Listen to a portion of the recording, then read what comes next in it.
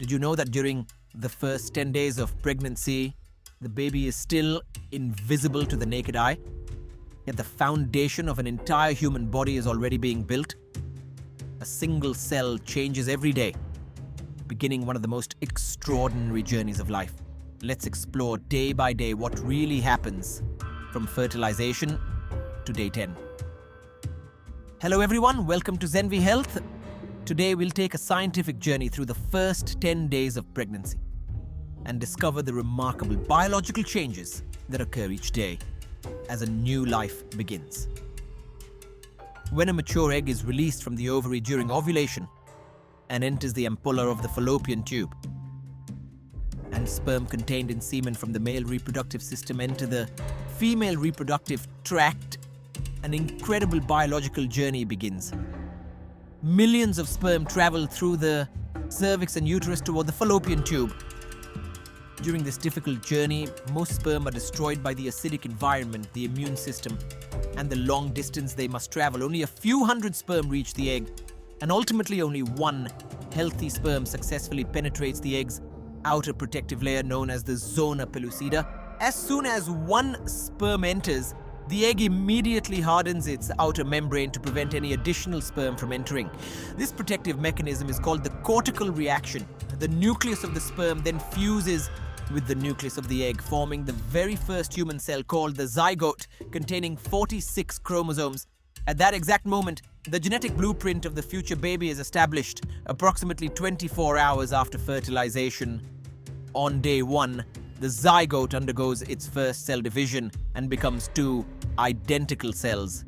Interestingly, although the number of cells increases, the overall size of the embryo remains almost unchanged. At this stage, it is still traveling slowly through the fallopian tube toward the uterus. On day 2, these two cells divide into 4 and then 8 cells. Each of these cells is called a blastomere. And at this stage, every blastomere still has the potential to develop into a complete human being. This is why identical twins can develop if the cells separate during this early stage. By day 3, continuous cell division produces a solid ball of approximately 16 to 32 cells known as the morula. The cells begin attaching tightly to one another through a process called compaction. At the same time, the morula continues moving from the fallopian tube toward the uterus. On day 4, fluid starts accumulating inside the morula, creating a small cavity and transforming it into a blastocyst. The outer cells become the trophoblast, which will later develop into the placenta, while the inner cell mass will eventually form the baby's body, including every organ and tissue. By day 5, the blastocyst has reached the uterine cavity. It is not yet attached to the uterine wall and floats freely for a short period. During this time, its protective outer shell, the zona pellucida, begins to break open in a process known as hatching.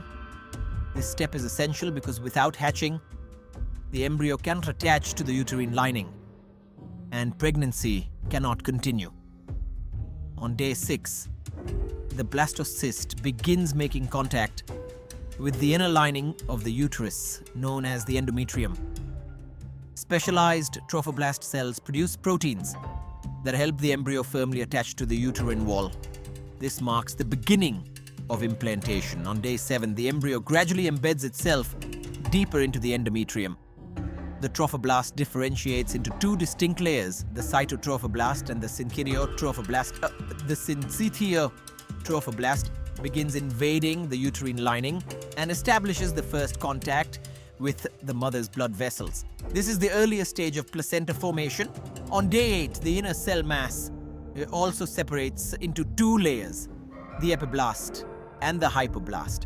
These two layers will later give rise to all the complex structures of the embryo. At the same time, the amniotic cavity begins to form. It will eventually fill with amniotic fluid, providing protection and a stable environment for the developing baby throughout pregnancy. And by day 9, implantation is almost complete, and the embryo is securely embedded within the uterine lining.